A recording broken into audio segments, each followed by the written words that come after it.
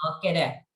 Nah, jadi mungkin untuk sebagai perkenalan awal, nah jadi Kak Safira ini tadi saya sudah sebutkan alumni SMA Negeri 2 Makassar, dan kalau Kak Safira sendiri ini latar belakangnya dia tidak mengikuti UTBK hanya 1 kali, tapi sebanyak 2 kali, ya. Nah, jadi Kak Safira ini sebenarnya sudah lulus SMA dari tahun 2020. Nah, tapi mungkin masih kurang beruntung. Ya, jadi Kak Safira kembali mencoba belajar, mempersiapkan untuk tahun depannya, dan alhamdulillah tahun lalu lulus, keterima di sekarang kuliah di mana Kak Safira? Iya, tahun 4. Oke, di Fakultas Kedokteran Universitas Padjadjaran. Nah, sekedar informasi untuk adik-adik, FK Padjadjaran ini salah satu dari 3 FK terketat di Indonesia, bersama dengan FK UGM dan juga FK UI. Nah, lanjut ke pembicara yang selanjutnya, juga ada namanya Kak Ahmad Sudais. Halo, halo, selamat malam Kak Sudais, bagaimana kabarnya? Iya Kak, malam. Ya. Sekarang lokasinya di mana Kak? Kak Sudais ini sekarang di mana? Lagi di Jatinangor. Oke, lagi di Jatinangor. Oke, nah Jatinangor itu kalau yang ada mau lanjut IPDN pasti sudah tahu ya. Kalau IPDN itu ada di Jatinangor. Jadi di Jatinangor itu ada 3 kampus berdekatan, ada IPDN, ada Padjadjaran, dan ada ITB. Nah, Kak Sudais ini kuliah di kampus ITB sekarang, jurusan Sekolah Arsitektur dan Pengembangan Kebijakan. Nah, sekarang masih masuk sekolah ya, istilahnya belum ini belum ada penjurusan lebih detailnya ya, nanti semester 3. Oke deh, sip, sip, sip. Nah, kalau Kak Sudais ini dia alumni SMA Islam Tirabone. Nah, kalau Kak Sudais ini latar belakangnya mengikuti UTBK SBMPTN itu, jadi Kak Sudais ini ikut SBMPTN tapi tidak ikut SNMPTN, ya. Nah, jadi kalau Kak Sudais ini latar belakangnya dia itu tidak lolos penjaringan dari sekolahnya. Nah, ini juga mungkin semoga bisa menjadi motivasi untuk adik-adik ya. Jadi meskipun mungkin kemarin tidak lolos penjaringan, bukan berarti kita bakalan kalah nih persiapannya sama yang daftar SNMPTN, ya kayak gitu. Oke deh, sip. Nah, sekarang yang pembicara ketiga kita ada Kak Nazal Amim Firdaus. Oke, Kak Nazal. Assalamualaikum. Waalaikumsalam. Waalaikumsalam. Bagaimana kabarnya Nazal? Alhamdulillah baik-baik Kak.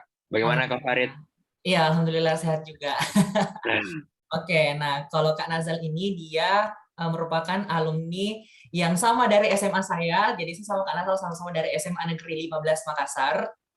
Nah, kalau Kak Nazal ini sekarang kuliah di Ilmu Hukum Unhas, ya. Nah, meskipun kuliah di Ilmu Hukum, tapi dulu waktu SMA Kak Nazal ini bukan merupakan anak soshum, tapi anak IPA. Nah, jadi kalau latar belakangnya Kak Nazal ini dia lintas jurusan ceritanya. Oke deh. Nah, baik, langsung saja kita mungkin masuk ke sesi sharing session-nya. Nah, buat teman-teman yang sudah ada di sini bisa mungkin kasih reaction-nya dulu, tepuk tangan atau love atau mungkin jempol-jempol semua sebelum kita mulai. Oke deh, sip. Ya, yang sudah dapat linknya bisa share linknya ke teman-temannya ya, share ke grup angkatannya semua, ajak semua join ya. Mari kita comeback stronger untuk UTBK SBMPTN 2022. Wow. Nah, baiklah. Jadi di sini kita sudah mengumpulkan beberapa pertanyaan ya dari Instagram, dari chat WA, ya, dari DM Instagram juga, ya. Nah, jadi kita di sini menampung beberapa pertanyaan yang paling sering ditanyakan kepada siswa-siswa untuk persiapan SBMPTN-nya, ya. Nah, yang mana ya filenya tadi? Saya coba cari. Oke ya. Nah, ini dia. Pertama, pertanyaan yang muncul dulu. Bagaimana sih kemarin perasaannya ketika tidak lulus SNMPTN ya? Nah, ini pasti mungkin ada sedikit ini ya, menguras emosi dulu kita pertama ya, kita memancing dulu emosi-emosi negatif ini, kemudian kita hempaskan ya. Oke, mulai dari Kak Nazal dulu mungkin. Bagaimana perasaannya pas tidak lulus SNM kemarin? Apalagi kalau saya tidak salah ya, Kak Nazal ini salah satu ranking umum di sekolahnya. Wah, gimana tuh kira-kira perasaannya? Ya betul. Jadi sedikit sharing waktu itu. Pertama saya mau berikan dulu konteks bagaimana keadaan saya ketika membuka pengumuman itu. Saya lagi ada di kelas geografi. Waktu itu diajar oleh Kak Ikro di Amsterdam Institute tentunya. Dan waktu SNPTN memang saya sudah milih untuk lintas jurusan, walaupun dengan berbagai saran dan udah dikasih tahu konsekuensi yang terbesar adalah yaitu kemungkinan lulusnya kecil. Lebih saya merasa bahwa saya sudah punya pendirian yang mantap untuk di ilmu hukum. Nah, waktu itu pas buka pengumuman, sebenarnya saya masih punya harapan besar untuk bisa lulus melalui SNPTN. Tetapi ternyata pas buka pengumuman, itu yang keluar adalah ucapan semangat dari LTMPT. Jadi pengumumannya itu menyatakan kalau saya itu tidak lulus. Secara jujur, memang ketika kita merasakan gagal pasti sedih banget, kecewa, apalagi ada beban yang diberikan kepada kita yang mungkin siswa eligible dari sekolahnya, mungkin ada menjadi harapan dari guru-gurunya masing-masing bahwa bisa lulus di PTN ini. Tetapi terkadang apa yang kita harapkan itu tidak semuanya bisa tidak harus terkabulkan. Jadi mungkin ini tantangan untuk saya dan juga teman-teman yang tidak lulus supaya bisa belajar lebih giat. Tapi sebelum itu memang saya sudah buat planning untuk salah satu caranya belajar melalui bimbingan, dan saya percaya bimbingan tersebut yang baik ada di Amsterdam Institute. Jadi sebelum itu juga saya sudah buat plan bahwa ketika saya tidak lulus, saya harus tetap fokus di Amsterdam, seperti itu, Kak.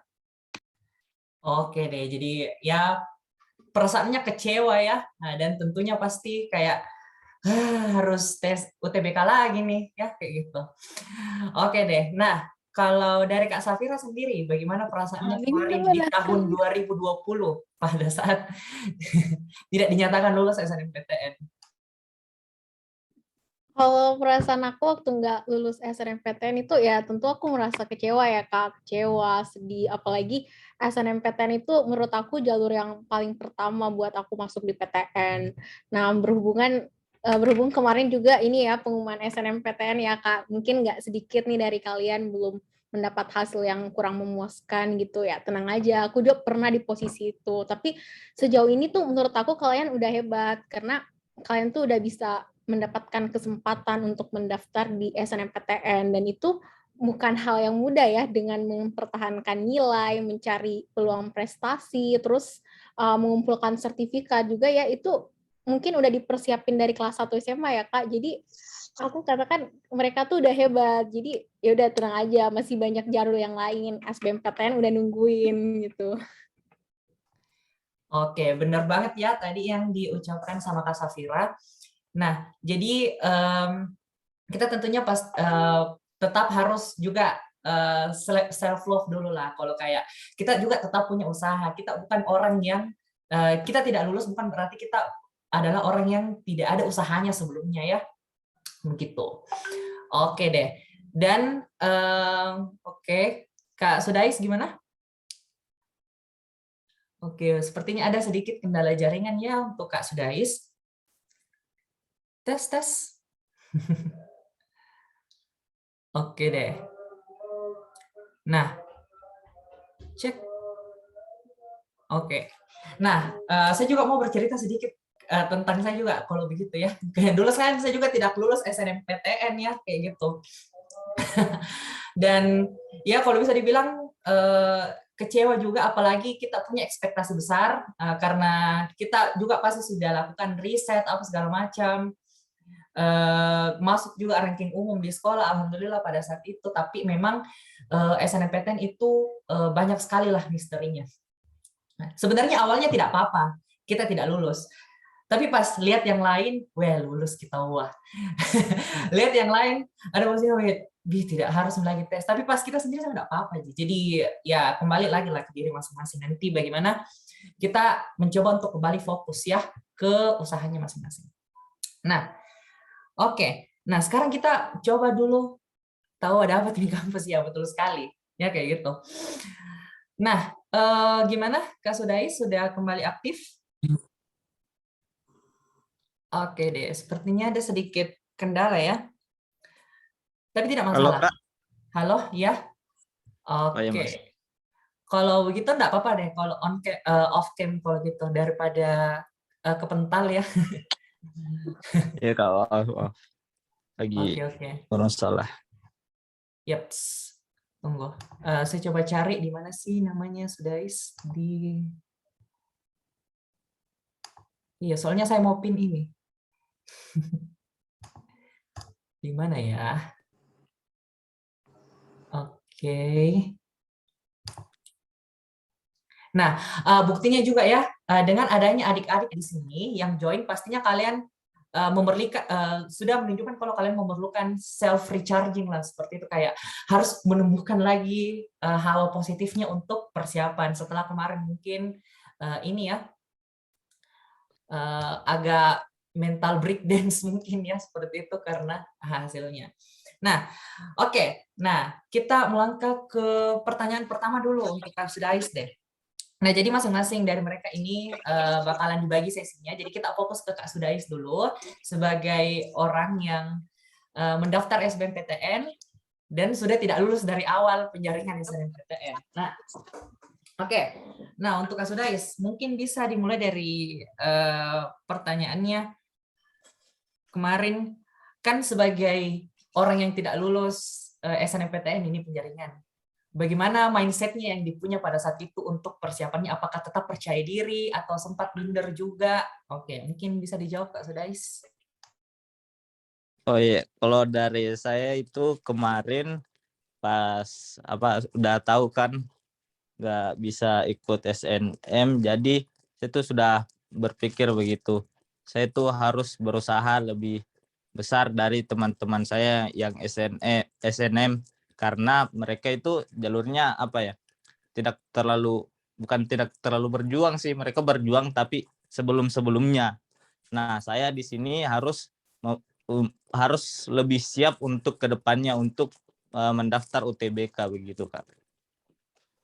Oke, jadi bukan tidak berjuangnya, tapi perjuangannya itu lebih panjang dan kayak lebih tercicil lah, seperti itu. Nah, sementara kita itu kayak langsung dalam satu momentum itu, hanya satu hari itu, satu kali tes itu, satu klik final input jawaban itu, itulah yang menentukan di mana kita kuliah. Ya, Iya, benar. oke, itu mungkin yang dimaksud. Oke, nah, jadi kalau Kak Sudais kemarin ini bagaimana strategi belajarnya? Apakah mulai dari TKA dulu atau mulai dari TPS dulu? Ya ini, jadi ini yang paling banyak pertanyaan ini yang masuk. Mulai dari mana? TKA atau TPS dulu? Kalau Kak Sudais. Nah, kalau saya sendiri kemarin itu mulai dari apa yang lebih saya mudah ketahui, lebih mudah pahami begitu. Nah, saya itu lebih mudah pahami TPS. Jadi saya itu perdalam dulu TPS hingga benar-benar paham di TPS baru pindah ke TKA. Nah, itu di situ kita memperdalam materi-materi yang kita pahami dulu begitu. Kalau yang kurang kita pahami itu, kalau saya tuh yang penting udah tahu ya, tidak usah terlalu terfokus ke situ, ke hal yang kita kurangi gitu. Soalnya kalau kita fokus ke hal yang kita kurang dan tidak memandang apa kelebihan kita, biasanya kita itu down semua gitu. Udah berusaha yang lemah, ujung-ujungnya jatuh juga. Nah, ya benar banget nih yang diucapkan sama Sudais. Jadi mindset saya juga exactly the same pada saat itu. Jadi saya hanya fokus dulu ke materi yang saya lebih kuasai dulu, karena materi yang kita kuasai saja kemungkinan masih ada kemungkinannya salah. Nah, maka dari itu kita sebaiknya maksimalkan. Usahakan memang yang kita kuasai jangan sampai salah. Itu dulu.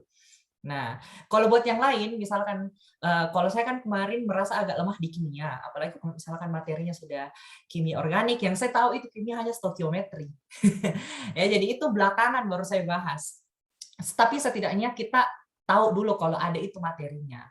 Ya, kayak gitu. Oke, luar biasa sekali jawaban dari Kak Sudais. Nah, selanjutnya. Nah, ini ada pertanyaan juga yang masuk. Jadi kan kita however, kita kan harus tetap mempersiapkan TKA ya. Nah, sementara TKA-nya Saintek itu menurut saya ya itu sangat mencekik, itu sangat banyak rumus-rumusnya.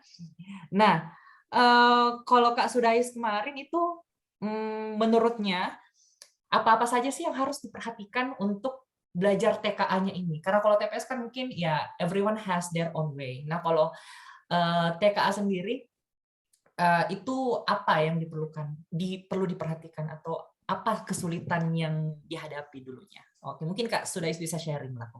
Bagaimana pengalamannya kemarin? Nah, kan TK itu terbagi jadi fisika, matematika, kimia, dan biologi. Nah, kalau kayak fisika, matematika itu yang penting udah paham dasarnya dulu, rumus-rumus dasar begitu. Nah, terus yang paling penting juga itu sering-sering latihan soal. Nah, karena biasanya kalau kita hafal rumus itu sering lupa gitu. Kalau misalnya cuman hafal doang. Nah, tapi kalau kita sering mengerjakan soal-soal, itu akan lebih teringat, lebih kuat ingatannya. Nah, adapun untuk yang kayak biologi, kalau biologi itu apa ya? Sebenarnya pelajaran kehidupan kalau bagi saya. Kayak menarik aja begitu. Ada apa, ada animalia, Pisces, segala macam kayak menarik begitu. Jadi biarpun dibaca dan mudah diingat, soalnya implementasinya tuh banyak di kehidupan kalau biologi. Terus kalau kimia itu soal-soalnya juga sulit dan cara memecahkan masalahnya juga sulit. Nah, untungnya waktu SMA itu gurunya lumayan bagus sehingga waktu persiapan UTBK tidak terlalu struggle gitu. Oke deh, yap. Itu tadi jawaban dari Kak Sudais ya. Jadi perbanyak latihan soal dan coba kita bayangkan kayak bagaimana kira-kira implementasinya. Nah, jadi ya menarik sekali juga poinnya menurutku. Jadi kalau kita belajar itu jangan hanya stop lihat materinya di buku saja, tapi coba bayangkan bagaimana ini kalau di dunia nyata. Karena kalau misalkan kita bayangkan materinya seperti itu bisa lebih relate, bisa lebih in touch begitu di kepala. Ya kayak gitu. Oke deh. Nah, pertanyaan terakhir mungkin buat Kak Sudais dulu sebelum kita melangkah nanti ke Kak Nazal. Nah, kalau kemarin Kak Sudais bagaimana sih strateginya memilih jurusan? Nah, ini pertanyaan yang banyak sekali juga muncul karena adik-adik di sini mungkin ada yang sudah mulai berpikir mau ganti pilihan SNM-nya sama SBM ya seperti itu. Nah, jadi apa yang perlu diperhatikan kira-kira pertimbangannya? Nah, pertimbangan pertama itu yang paling utama menurut saya, yang penting suka dulu jurusannya gitu.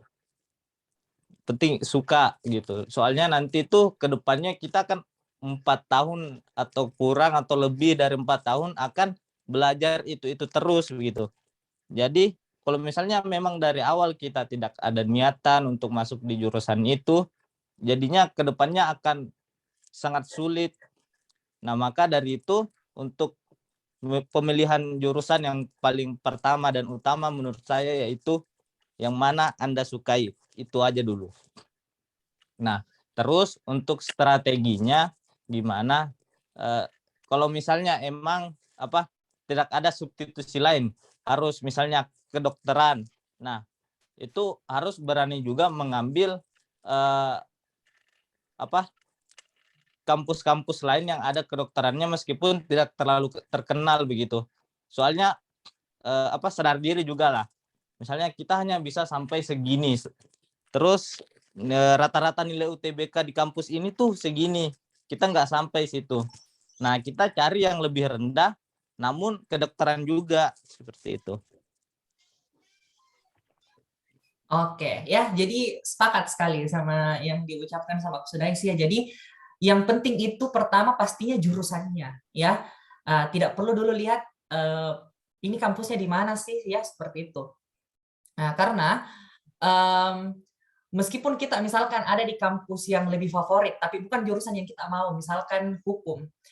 Nah, meskipun kamu mungkin ada di jurusan yang orang anggap lebih favorit, tapi kamu tidak akan pernah menjadi seorang hakim, kamu tidak akan pernah menjadi seorang pengacara. Ya, kayak gitu. Jadi pertama jurusannya dulu yang kita perhatikan. Nah, tapi pasti tetap juga ada pertimbangan lokasi atau bagaimana. Nah, inilah yang harus adik-adik coba diskusikan lagi kembali juga sama orang tuanya, karena keputusan untuk merantau juga itu pastinya harus ada izin restu juga dari orang tua, ya.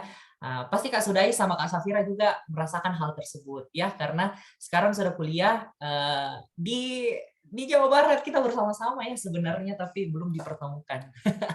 Oke deh, terima kasih untuk Kak Sudais. Nanti kita bakalan kembali lagi berbincang sama Kak Sudais di pertanyaan penutup. Nah, selanjutnya mungkin kita mau pindah ke Kak Nazal dulu. Oke, Kak Nazal. Kenapa sih memilih untuk lintas jurusan? Apa yang membuat Anda berani pindah jurusan dan langsung belajar sosum di waktu yang singkat ini? Ya, oke, silakan Kak Nazal. Oke, jadi apa alasan terbesar untuk lintas jurusan adalah, ya tadi sesuai dengan apa yang dikatakan Sudais, saya menilai kalau saya itu harus kuliah di jurusan yang benar-benar saya suka, bukan karena alasan prestisnya saja atau mau dikatakan saya bisa masuk ke jurusan yang orang semua kejar-kejar dan lain sebagainya. Walaupun di SMA saya maksudnya bisa untuk melewati semua proses walaupun tidak dengan hasil yang sempurna, tetapi tidak juga buruk-buruk banget. Tetapi saya merasa dibandingkan dengan SMA, saya itu melakukan karena orientasinya adalah supaya saya bisa lulus segera dan bisa belajar di bidang yang benar-benar saya suka. Nah, kalaupun di worst scenario saya berhasil masuk ke jurusan Saintek yang sesuai dengan jurusan saya waktu SMA, itu belum tentu saya bisa bertahan dengan baik atau saya bisa berprestasi di bidang tersebut. Nah, juga pertimbangan kedua adalah saya menyesuaikan dengan prestasi yang selama ini saya miliki di SMA. Mungkin Kak Farid juga sebagai pelatih waktu SMA, saya beberapa kali juga ikut kompetisi debat, dan menurut saya bidang yang paling relevan untuk itu adalah hubungan internasional atau ilmu hukum. Nah, tetapi pertimbangannya adalah karena saya adalah orang yang bisa dibilang punya resiko untuk istilahnya labil lah 1-2 tahun terakhir. Nah, yang paling aman menurut saya sebelum saya betul-betul tahu apa yang dipelajari di ilmu hukum, karena walaupun exposure melalui YouTube atau melalui diskusi dan lain sebagainya itu ada, tetapi itu tidak pernah kita rasakan betul-betul apakah itu betul reviewnya itu betul relevan atau tidak. Jadi selama itu saya pilih jurusan yang menurut saya aman untuk kedepannya. Apakah saya harus ada di praktisi hukum ataupun saya harus bekerja secara profesi yang general. Mungkin ini terlalu jauh untuk teman-teman pikirkan, tetapi menurut saya penting untuk dipertimbangkan.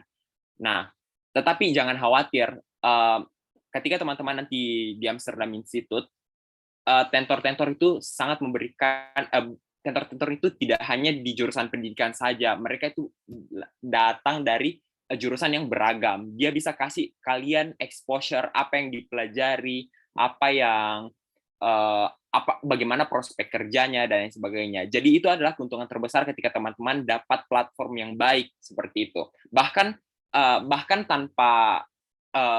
dengan ada bimbel saja, terkadang orang masih bingung bagaimana memilih jurusan yang tepat. Bandingkan dengan teman-teman kalian yang tidak punya kesempatan untuk ikut bimbingan belajar begitu. Mungkin dia sama sekali itu makanya kenapa banyak teman-teman kalian yang salah jurusan, mungkin tahun depan ikut UTBK lagi, karena seperti itu. Makanya itu penting untuk teman-teman diskusi baik dengan senior ataupun dengan tutor-tutor seperti itu, karena bimbel itu tidak tidak berhenti hanya sekedar kasih kalian pembelajaran. Dia itu teman diskusinya kalian, seperti itu. Itu alasan saya. Oke, jadi alasannya Nazal ini basically itu karena memang lebih mencintai jurusan sosial, dan di sisi lain, Nazal ini punya banyak faktor pendukung juga di sekelilingnya yang dia beranikan diri untuk lintas jurusan. Salah satunya tadi adalah ada sumber yang dia bisa jadikan sebagai tempat belajar, ya, sebagai teman diskusi. I think it's a really great point, ya. Nah, karena perbedaannya dulu dengan saya juga dulu sama Nazal sama-sama anak debat. Banyak yang mengira saya juga bakalan pindah jurusan, tapi saya kemudian menyadari kalau jurusan yang mungkin berkaitan dengan lomba yang mungkin pernah saya ikuti itu tidak sebesar itu, ya. Jadi saya tetap bertahan di jurusan Saintek, ya, kayak gitu.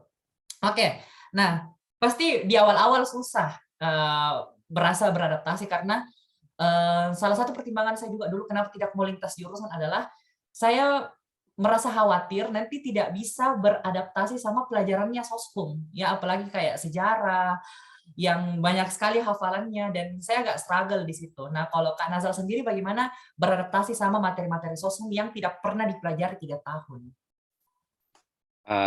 Bagaimana cara beradaptasi? Tentunya memang ini salah satu beban terbesar untuk orang-orang yang memilih untuk lintas jurusan. Tetapi pada saat itu strategi belajar, karena sebenarnya keputusan untuk lintas jurusan itu ada mantapnya itu di Februari awal,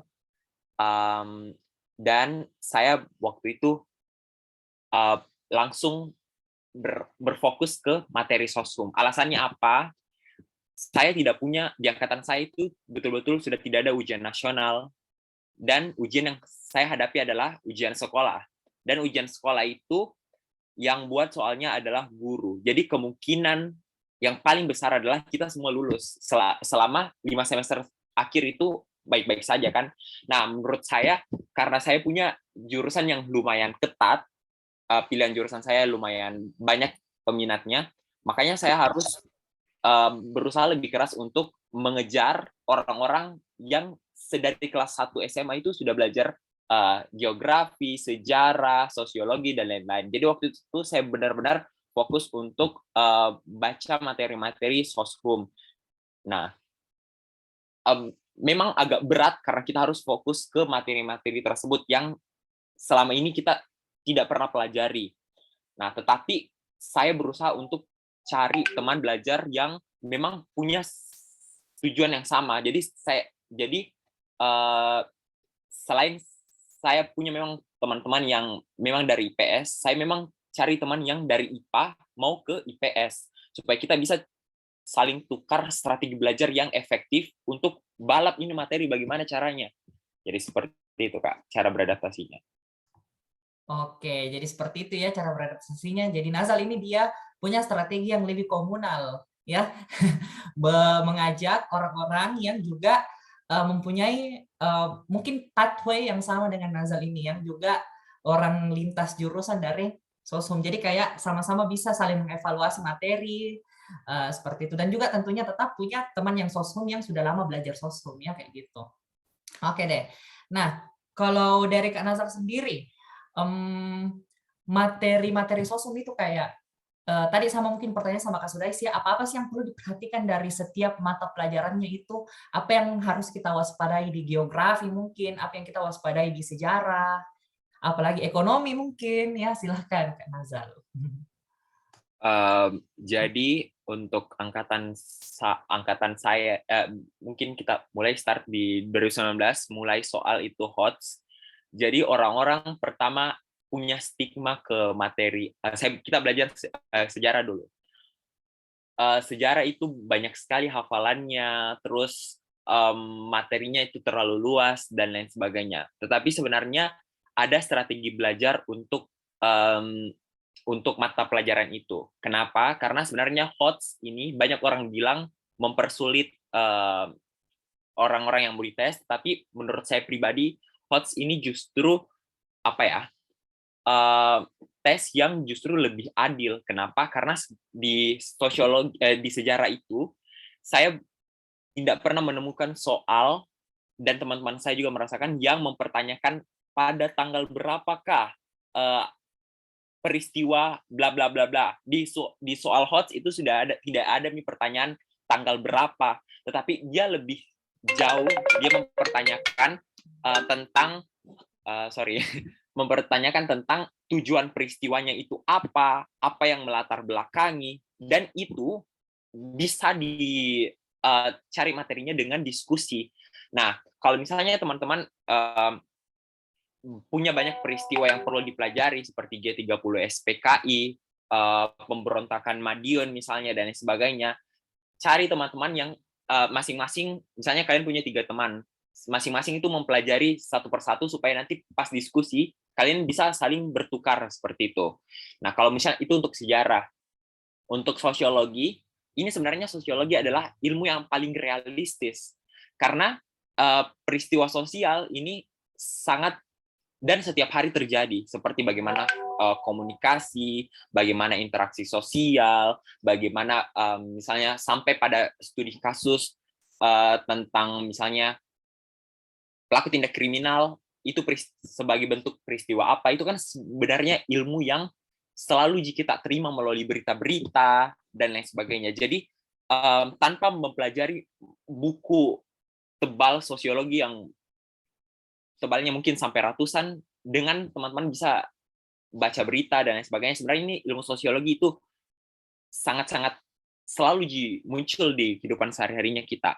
Nah, untuk ekonomi, ini adalah subtes yang paling mengecoh di antara 4 materi sosum. Kenapa saya bilang itu? Karena di tahun 2019, kan di 2020 itu mereka tidak ada TKA ya, dia cuma full TPS. Kakak-kakak 2019 bilang subtes paling sulit adalah ekonomi. Nah, tetapi di angkatan saya itu ternyata secara relatif, ini saya tidak bicara mungkin ini penilaiannya subjektif karena saya cuma minta pendapatnya teman-teman saya. Tetapi standarnya itu tidak sesusah yang di try out, yang mungkin soal akuntansinya itu tinggi sekali dan lain sebagainya. Tetapi waktu saya, karena to be honest, saya tidak suka akuntansi dan saya tidak suka perhitungannya ekonomi, walaupun perhitungannya itu tidak susah, kali kurang plus, tetapi angkanya itu kan besar sekali kalau kita berbicara tentang uang. Jadi saya fokus ke teori ekonominya saja, karena memang secara fakta di tahun-tahun sebelumnya itu akuntansi tidak sebanyak itu. Jadi saya mau ambil poin di teorinya tentang bagaimana kebijakan ekonomi itu diberlakukan dan sebagainya. Kalau untuk mata kuliah geografi ini juga salah satu subtes tersusah karena bisa dibilang ini subtes yang paling berdekatan dengan ilmu sains karena dia ada kimianya, tapi kimia dasar, kemudian biologi dasar dan lain sebagainya. Oke. Seperti itu. Oke, jadi itulah ya, itu tadi ya yang harus diperhatikan kalau sosum. Kalau misalkan apalagi di sini mungkin ada anak IPA yang mau lintas jurusan. Nah, nanti bisa lihat report ulangnya nih, kita bakalan upload di YouTube-nya Amsterdam Institute. Nah, spill score UTBK kalian dong, Kak. Wah, kayak kita udah kayak online shop nih, kayak spill barang nih. Oke, jangan khawatir ya guys, nanti di akhir session kita bakalan spill berapa sih nilai UTBK mereka semua sampai bisa lulus di jurusannya yang sekarang. Ya. Oke, enggak usah khawatir. Nah, baik, itulah tadi sharing sesinya bersama Kak Nasal ya. Kita bakalan kembali berbincang di pertanyaan penutup nanti. Nah, sekarang kita coba ke Kak Safira lagi. Nah, buat di sini ada yang geng-geng alumni di sini yang sudah lulus tahun lalu, kalian tidak usah merasa tidak percaya diri karena kita punya di sini Kak Safira yang juga merupakan siswa alumni ya. Itu. Oke, pertanyaan pertama untuk Kak Safira. Nah, jadi ini yang muncul kemarin di beberapa alumni. Kayak bagaimana sih kemarin membangkitkan semangatnya lagi untuk tes yang kedua kalinya, karena kan pasti tahun sebelumnya ya, sampai mungkin belum keterima dimanapun, ditolak beberapa kali, itu pasti kan kayak ya kecewa berkali-kali juga. Nah, bagaimana membangkitkan kembali semangatnya kalau versi Kak Syafira sendiri? Oke, terima kasih Kak. Aku izin jawab ya. Mungkin sebelumnya aku ceritain dulu kalau misalnya aku tuh udah ketolak SNMPTN, terus aku ketolak SBMPTN, terus aku juga ikutin jalur mandiri tuh hampir 8 PTN, dan itu semua ketolak ya. Jadi kalau dari aku tuh cara membangkitkan semangat yang paling pertama adalah keluarga. Support dari mereka tuh yang paling penting menurut aku. Jadi awalnya tuh hanya keluarga, lalu akhirnya aku mencoba buat lupain lah yang kemarin-kemarin. Terus aku udah mulai berprogres dan aku nggak mau gitu nge-stuck untuk sedih terus. Sedangkan di luar sana tuh banyak banget saingan lain yang udah berprogres ya. Jadi saat itu juga aku akhirnya mulai berprogres dan aku daftar di bimbel. Bimbel itu di Amsterdam. Nah, di waktu bimbingan belajar itu aku ambilnya kelas alumni. Nah, jadi udah tebak ya isinya tuh apa aja ya. Isinya siapa aja ya. Pasti yang senasib gitu kan. Nah, akhirnya di situ aku ketemu teman-teman yang ternyata merasakan hal yang sama gitu. Sebelumnya aku kayak ngerasa, aduh kenapa gitu ya aku gap year, apa aku doang gitu yang gini. Ya wajar lah pikiran-pikiran tuh semua muncul karena aku nggak dapet hasil yang sesuai gitu dengan ekspektasi aku. Tapi akhirnya setelah ketemu mereka tuh aku merasa, oh mereka juga ngerasain hal itu, dan pas kali itu aku langsung ngerasa kayak aku, mereka, dan semuanya itu mau sama-sama berjuang gitu untuk kuliah. Jadi itu yang salah satu membuat aku makin semangat juga Kak gitu. Oke deh, jadi ketolak PTN di 8 PTN jalur mandiri. Wah, gila sih. Nggak kebayang ya. Kayak, soalnya kalau yang saya pikirkan, setiap mendaftar kampus itu kan pasti banyak hal-hal administrasi juga yang harus diurus. Jadi saya tidak bisa membayangkan seberapa besar itu kita harus bayar biaya pendaftaran lagi, kita harus hubungi kontak ini, kontak itu lagi. Apalagi kan sekarang kemarin juga semuanya serba online ya, pastinya kita tidak bisa langsung ke kampusnya. Jadi ya itu ya mungkin yang menjadi semoga bisa menjadi gambaran juga buat teman-teman kalau ya mungkin ada orang yang nggak satu kali, ada yang harus berkali-kali ya untuk bisa mencapai target yang mereka mau. Nah, kalau dilihat kan jurusannya Kak Safira ini cukup tinggi ya, FK Pajajaran loh. Yang bahkan mungkin grade-nya sedikit ya di atas Unhas ya. Nah, pernah nggak sih dulu itu merasa kayak, oh mungkin ada juga yang kelas 12 yang sekarang memilih jurusan yang sama, terus melihat kemampuannya, mungkin merasa lebih daripada Kak Safira. Kak Safira pernah nggak sih merasa kayak minder sama yang sama-sama ambil FK gitu selama proses belajar? Bagaimana sih Kak Safira menghadapinya? Kalau dari aku belajar dengan junior ya, pasti pernah minder ya, apalagi aku tuh ada adik yang hanya beda setahun, jadi akhirnya aku sama adik aku sangkatan buat kuliah. Jadi ya tentu aku merasa minder. Terus kayak gimana caranya aku ngadepin ya sebenarnya enjoy aja sih, soalnya kayak kalau buat aku tuh bukan suatu masalah hanya karena perbedaan umur gitu. Lagian universitas nggak ada kan yang nyeleksi mahasiswa tuh kayak dari umur, misal, oh ini lebih tua, boleh deh lulus duluan gitu, nggak ada kan. Jadi itu bukan masalah yang besar gitu buat aku. Nah, bahkan kayak kalau misalnya aku sama adik-adik tuh saat belajar, aku udah nggak mikir, ini adik kelas, ini apalah, kayak gitu-gitu. Tapi gimana kalau aku sama mereka tuh saling kerjasama buat saling ngebantu belajar, buat saling support, karena kita tuh sama-sama punya tujuan yang sama, kita tuh pengen kuliah. Jadi aku nggak ngerasa itu suatu masalah yang besar sih, Kak. Oke deh, jawaban yang sangat bijaksana sekali ya saya dengarkan dari seorang Safira. Ya, jadi kita nggak perlu kita nggak perlu merasa insecure sama umur kita, sama angkatan kita. Mungkin yang sebelumnya punya ego, mungkin loh saya senior nih, kayak ini semua junior, itu mungkin harus disingkirkan ya. Karena ingat kita punya satu tujuan, kita punya keinginan sama-sama untuk kuliah di tempat yang kita inginkan masing-masing. Dan ini juga mungkin ada satu cerita menarik ya dari teman saya juga yang mungkin gap year juga. Jadi dia itu di angkatan saya sudah termasuk yang tua. Jadi kan angkatan saya itu kebanyakan kelahiran 98. Sementara dia itu kelahiran 97. Jadi dari segi umur udah tua duluan. Dan dia itu SBMPTN-nya sampai 3 kali. Ya. Karena 2 tahun itu emang betul-betul tidak ada yang terima dia. Nah, tapi dia tetap, ya seperti yang Kak Safira tadi jawab, tetap enjoy, tetap dibawa santai saja. Intinya kan, bagaimana kita belajar sama-sama. Justru kalau kita lebih terbuka, kita lebih gampang dapat informasi juga dari yang lain, betul kan? Nah, gitu. Nah, oke deh, menarik sekali ya jawaban dari Kak Safira. Kemudian, pertanyaan terakhir mungkin sebelum kita kembali ke pertanyaan umum. Nah, kalau Kak Safira kemarin itu apa sih yang didapatkan, pelajaran-pelajaran apa sih yang didapatkan di sebelumnya, kayak merasa apa yang kurang dari persiapannya gitu di tahun pertama, kemudian diperbaiki di tahun keduanya. Oke, mungkin bisa sharing lah versi Kak Safira. Ya kalau pelajaran yang aku dapetin di tahun sebelumnya itu banyak ya Kak sebenarnya.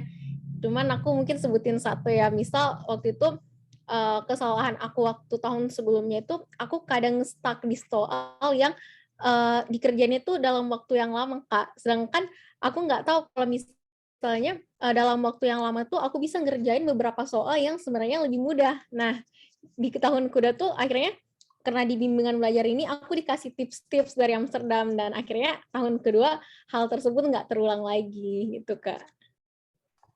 Oke deh, jadi mungkin kesalahannya di tahun sebelumnya sampai ditolak 8 PTN itu karena stuck di satu soal yang sama ya. Oke, ya betul sekali. Jadi ya memang di tempat kami siswa itu kita memang arahkan untuk kerjakan saja dulu soal yang bisa dikerjakan. Ya kayak gitu. Karena kalau misalkan mencoba mengerjakan suatu soal dan kita mungkin agak stuck di situ, itu bisa secara tidak sadar kita menghabiskan banyak waktu di situ. Padahal sebenarnya mungkin banyak soal yang lain bisa diselesaikan. Jadinya mungkin kita bisa dapat skor yang lebih tinggi, tapi karena stuck, ya jadinya kurang maksimal ya, seperti itu. Oke deh. Nah, kemudian untuk pertanyaan umum nih untuk semuanya.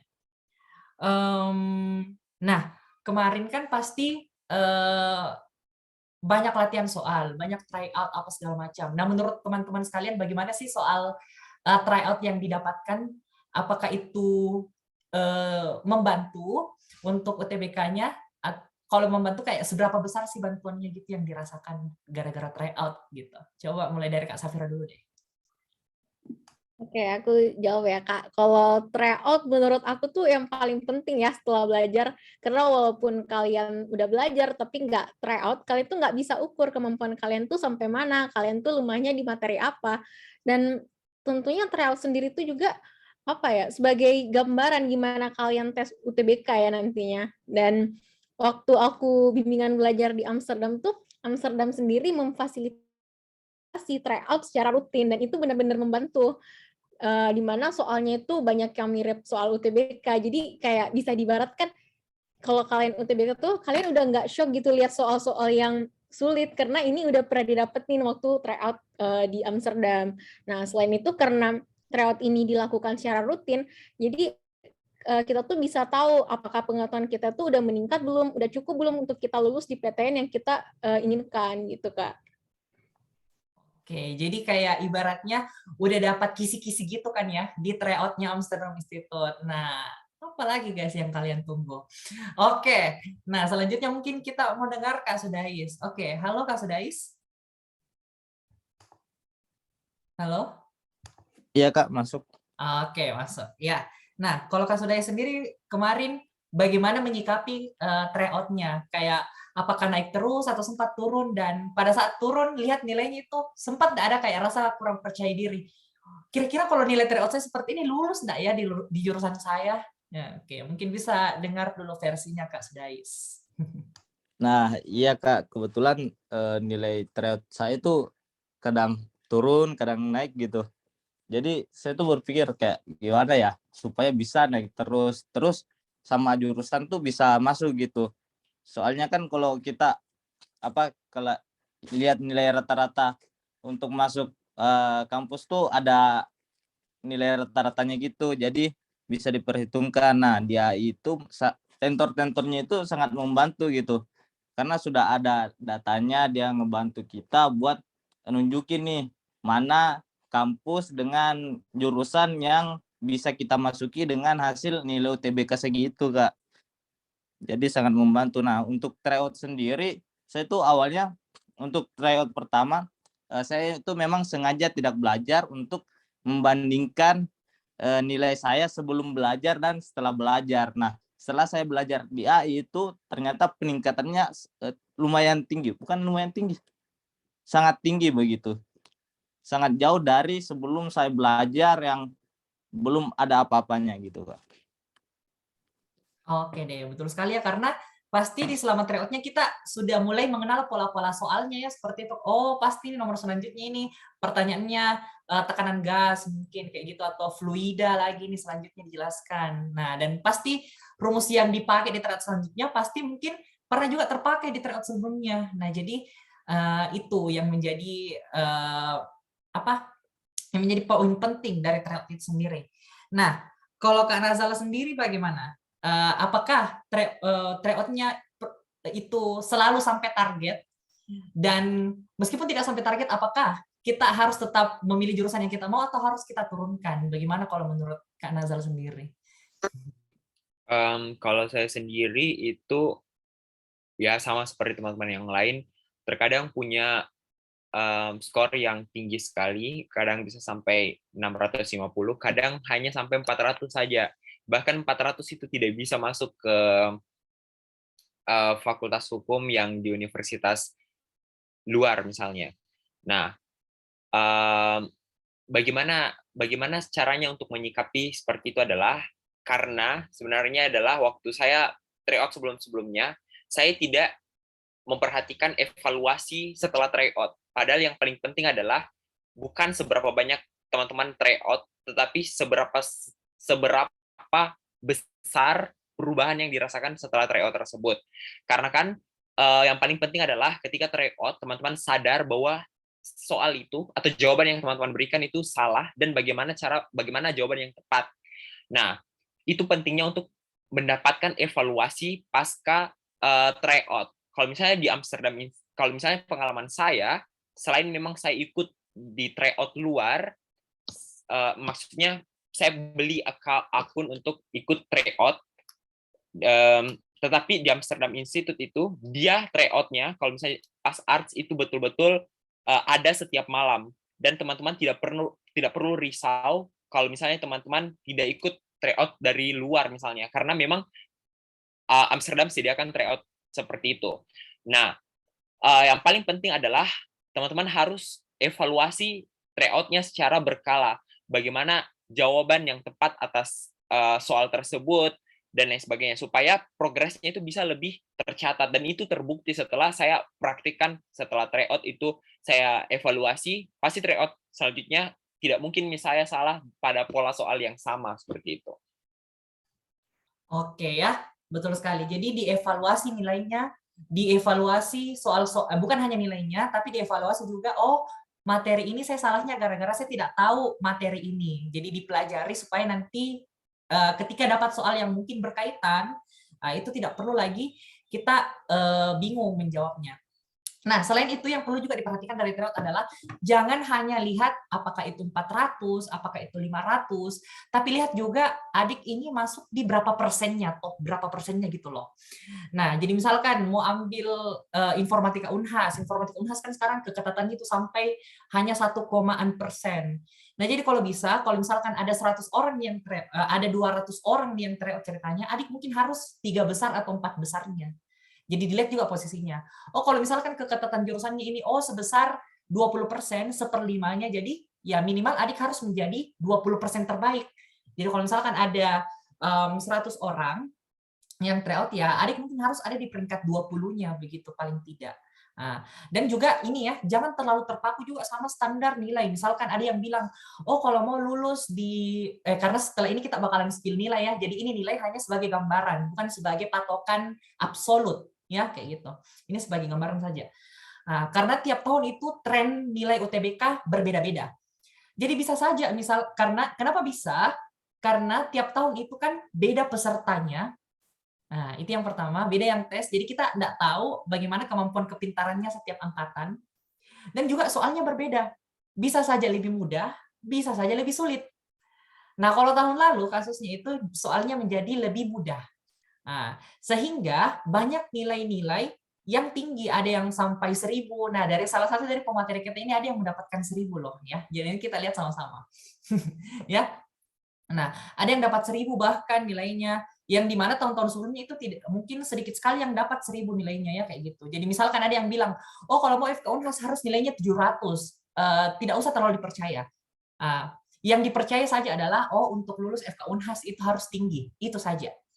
Ya kayak gitu. Jangan kayak kemudian pas tryout nggak sampai 700, kemudian nggak jadi ambil. Jangan seperti itu ya. Karena kita tidak tahu apakah tahun ini standar soalnya akan lebih sulit atau lebih mudah.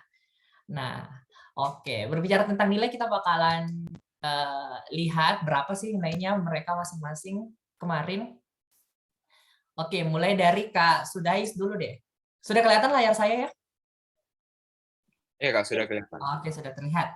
Nah, pertama dari nilai Kak Sudais. Nah, jadi Kak Sudais itu pilihan pertamanya ada di Sekolah Arsitektur Perencanaan dan Pengembangan Kebijakan Institut Teknologi Bandung Kampus Cirebon, dan pilihan keduanya itu Teknik Sipil Unhas. Ya, dan hasilnya itu lulus di pilihan pertama dengan nilainya, nah bisa dilihat ya, rata-ratanya itu keseluruhan 633. Nah, jadi buat teman-teman mungkin yang mau lanjut di jurusan yang sama mungkin sama Kak Sudais, nah bisa lihat 603, jangan lihat standar nilainya tapi lihat data tahun lalu 633 ini berapa persennya dari nilai tertinggi tahun lalu. Berapa sih nilai tertinggi tahun lalu sampai 800 mungkin. Ya, kayak gitu. Nah, coba dilihat 633 ini berapa persen jaraknya dari nilai 800 tersebut. Ya, kayak gitu. Nah, kalau Kak Sudais ini kemarin dia belajarnya di kelas elegan, ya, elegan saintek. Nah, ini dinilai dari Kak Syafira Maharani. Nah, jadi Kak Syafira itu pilihan pertamanya pendidikan dokter Universitas Pajajaran, dan pilihan keduanya itu pendidikan dokter Universitas Samratulangi di Manado. Dan hasilnya lulus di pilihan pertama. Bisa dilihat nilainya masing-masing itu rata-rata keseluruhannya 703,5. Ya, jadi ini kalau saya tidak salah FK Pajajaran ini masuk, ada yang ikut tes bersama Kak Safira, itu masuk nilainya 10 nilai UTBK tertinggi di Saintek. Jadi pesaingnya Kak Safira ini ada yang masuk nilai UTBK-nya 10 nilai UTBK terbaik yang versi Saintek. Ya bisa dilihat sama-sama, kimianya 1.000 kawan-kawan. Wah, saya juga tidak menyangka ya bisa sampai 1.000.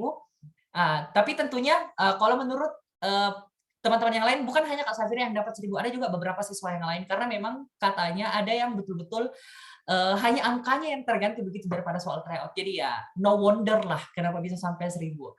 Nah, di sini meskipun nilai fisikanya mungkin hanya 434, tapi kan ya untuk di FK nilai fisika mungkin bukan hal yang perlu dipertimbangkan setinggi itu. Ya, oke. Nah, sekarang ke nilainya Kak Nazal. Jadi Kak Nazal ini pilihan pertamanya ilmu hukum UGM, Universitas Gadjah Mada, dan pilihan keduanya itu ilmu hukum Universitas Hasanuddin. Dan hasilnya lulus di pilihan kedua. Nah, oh iya, kalau Kak Safira tadi ini belajar di kelas prestige ya. Nah, kelas prestige ini memang lebih intens belajarnya ya, hanya 6 orang. Jadi lebih gampang, bahasa Makassarnya lebih gampang kayak di batu-batu begitu belajar. Oke, nah kalau Kak Nazal ini rata-rata keseluruhannya 677. Nah, wah, nilainya Kak Nazal ini juga cukup tinggi ya. Kalau bisa dilihat ini kayaknya hanya 1 atau 2 nomor yang salah ekonominya, sampai 895. Oke. Nah, sekedar informasi juga buat teman-teman yang soshum ya. Perbanyak ini ya, perbanyak belajar bacaan. Bukan berarti saya bilang kalau nilai PBM PPU itu faktornya lebih besar untuk lulus kalau di soshum. Tapi kalau adik-adik belajar lebih fokus bacaan, itu bisa membantu adik-adik juga menjawab soal-soal kayak sejarah, sosiologi yang juga mengandung bacaan. Ya kayak gitu. Nah, jadi kalau bisa permantap juga ini PPU PBM-nya supaya nilai soshumnya yang lain juga kalau kita belajar bisa lebih nyaman lah kayak gitu. Oke, itulah tadi sekian dari spill nilainya mereka. Kita sudah 1 jam bersama, tidak terasa. Oke, mungkin teman-teman ada yang mau bertanya langsung ke pembicara kita pada malam hari ini. Oke deh. Yap.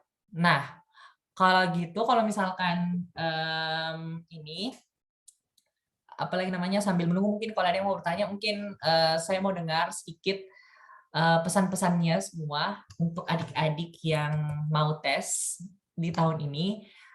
Mulai dari Kak Sudais dulu deh. Kira-kira Kak Sudais punya pesan apa nih buat siswa-siswa tahun ini yang mau tes UTBK? Nah, kalau pesan-pesan untuk adik-adik semua yang mau daftar UTBK tahun ini,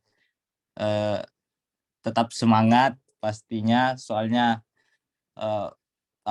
jalur ke kampus itu bukan hanya SNMPTN, dan UTBK itu bukan juga jalur yang mudah.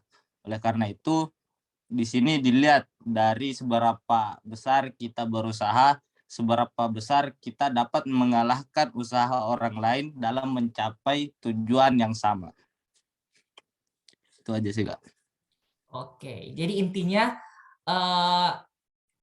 if you want to get something that is very exclusive, then you also have to do exclusive things, ya. Jadi kalau kamu mau mendapatkan hal yang mungkin orang lain tidak dapatkan, maka kamu juga harus berusaha hal yang tidak orang lain lakukan juga, ya kayak gitu. Tambahan juga, Kak.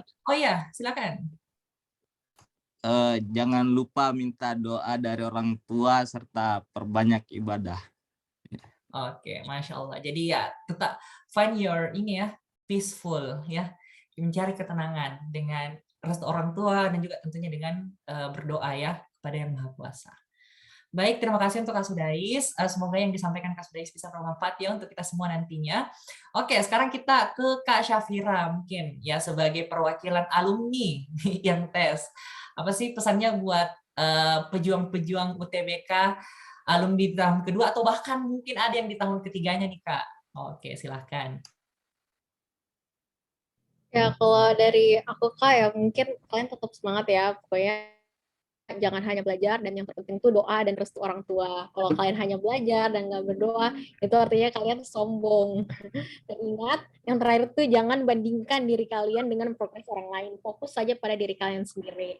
Terus yang terakhir mungkin dari saya pokoknya cari peluang sebanyak mungkin dimanapun itu karena kalian nggak tahu di mana kalian bakal lulus. Jadi jangan hanya ngestak pada satu pilihan kemauan kalian kayak aku pengennya di universitas ini, aku pengennya di pilihan ini aja, enggak. Pokoknya cari peluang dimanapun itu, karena kalian nggak bakal tahu. Pokoknya semangat ya semua. Oke, jadi intinya Kak Safira ini tetap mencoba ya, karena kita tidak tahu sebenarnya bagaimana nasib akan membawa kita ya seperti itu. Seperti Kak Safira meskipun telah ditolak 8 PTN, tapi ternyata usahanya membawanya untuk berkuliah di Universitas Pajajaran Pendidikan Dokter. Ya mungkin itu juga bisa menjadi jawaban untuk ada yang kebetulan masuk chip baru-baru, bagaimana sih memilih FK yang tepat? Ya intinya mencoba saja dulu. Ya, tapi jangan hanya sekedar mencoba, tentunya persiapannya itu untuk mencobanya harus dimaksimalkan. Bagaimana Kak Safira? Sepakat? Oh, betul banget kan? Iya. Nah, kalau yang lulus gelombang 1, gelombang 2 sih ya intinya belajar saja ya, maksimalkan. Karena soal gelombang 1, gelombang 2 itu tidak ada perbedaan yang cukup signifikan juga. Yang mungkin yang saya mau highlight di sini pilihan pertama sama pilihan kedua. Jadi buat teman-teman, saya agak lupa sedikit sampaikan. Jadi beda sama SNMPTN ya. Jadi di sini pilihan keduanya harus tetap dipikirkan juga secara matang. Karena meskipun kamu tidak lulus pilihan pertama, kamu akan digeser ke pilihan kedua. Dan kalau kamu punya nilai tinggi, kamu tetap bisa menggeser orang dengan pilihan pertama di jurusan tersebut. Ya, jadi sistemnya UTBK itu memang murni hanya nilai yang dilihat, ya tidak dilihat prioritasnya, kayak gitu. Oke, seperti Kak Nazal mungkin ini yang lulus di pilihan kedua. Nah, jadi Kak Nazal ini pasti ada juga orang yang jadikan pilihan pertama hukum Unhas, tapi digeser sama Kak Nazal karena nilainya lebih rendah, ya kayak gitu. Oke, sekarang mungkin untuk penutup, ya silakan Kak Nazal mungkin pesan-pesannya untuk siswa-siswa yang lintas jurusan di luar sana. Mungkin untuk penyemangatnya cukup ya diberikan Kak Sudais sama Kak Safira. Dan betul, SNPTN ini hanya satu dari sekian banyak cara masuk untuk menuju PTN-nya masing-masing. betul ada SBMPTN, ada jalur mandiri yang juga pakai tes seperti UTUL dan SIMAK kalau teman-teman tertarik di UGM dan UI. Dan mandiri maupun SBMPTN itu kalau misalnya di UGM UI itu tidak ada perbedaan yang betul-betul berbeda. Jadi teman-teman fokus belajar saja, karena kalau misalnya teman-teman bisa fokus belajar, teman-teman bisa ikut persiapan juga sekalian untuk UTUL dan SIMAK sebagai plan B kalau misalnya teman-teman gagal di SBMPTN. Kedua, saya mau sampaikan kalau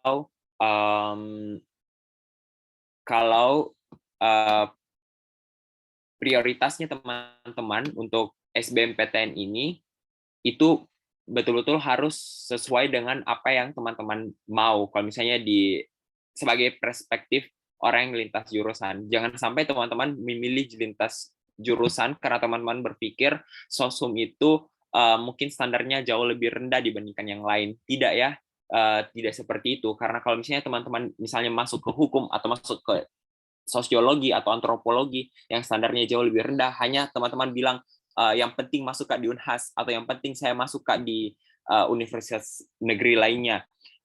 Walaupun teman-teman bisa lolos, tetapi teman-teman belum tentu bisa bertahan ataupun bisa menonjol di jurusan tersebut.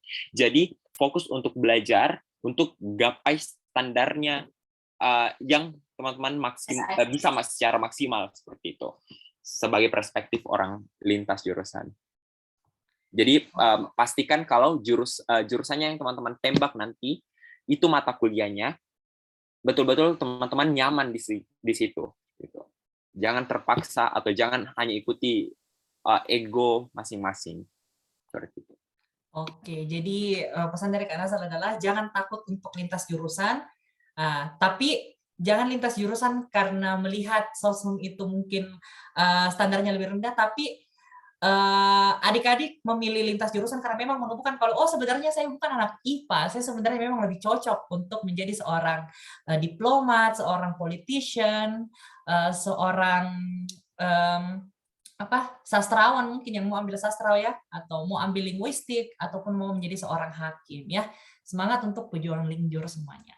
Oke deh, alhamdulillah ya kita mendapatkan banyak sekali insight malam ini. Sangat senang sekali juga bisa ketemu sama siswa-siswa saya semua tahun lalu, meskipun semuanya tahun lalu tidak sempat ada yang saya dapat ajar ya tahun lalu, tapi tidak masalah karena meskipun saya tidak ajar mereka, tapi kita biasanya ketemu di Amsterdam Institute. Nah, oke deh. Jadi buat teman-teman mungkin yang tetap mau keep in touch sama kakak-kakak 3 orang yang luar biasa ini, bisa nanti lihat saja postingan Instagram Amsterdam Institute, kita bakalan tag Instagramnya mereka masing-masing. Kalian boleh mau nanya langsung via DM ke mereka boleh ya. Kayak gimana sih Kak strateginya apa segala macam. Soalnya kalau saya mau bacakan semua pertanyaan yang masuk via DM ini, kita bakalan sampai besok nih selesainya.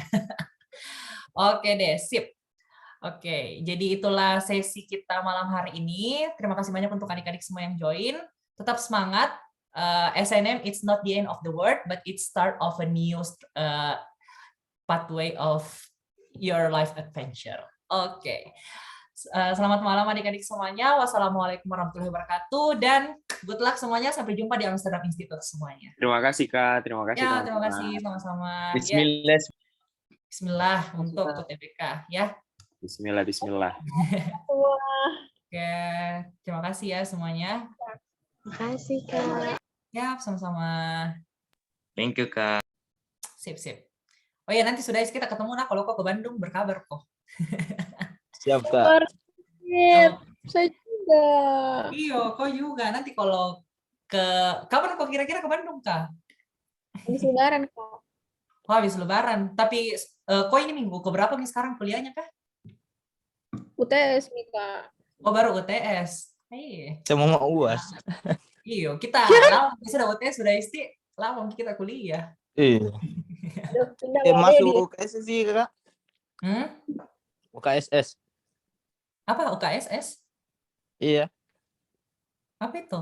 Unit Kebudayaan Sulawesi Selatan. Atau S2 enggak masuk? Oh, Yo. Kok kenal ini enggak? Siapa sih namanya? Ikhtiar. Anak Iya. Nah, itu Tiar sekarang sama Kak tinggal di sini di rumahnya keluarga aku. Di mana? Di Tubagus. Di Bandung. Iya, di Bandung. Yo, kalau ke Bandung kok tuh di sini mau kok, kalau mau kok nginap-nginap di sini, mau kok nginap-nginap di UKSS juga. Jalan-jalan saja toh. Siap Iya. Kak, tapi jarang-jarang ya ke Bandung. Tapi di mana Penjaskes mau tadi? Bukan di Saraga kah? Bukan di Jatinangor.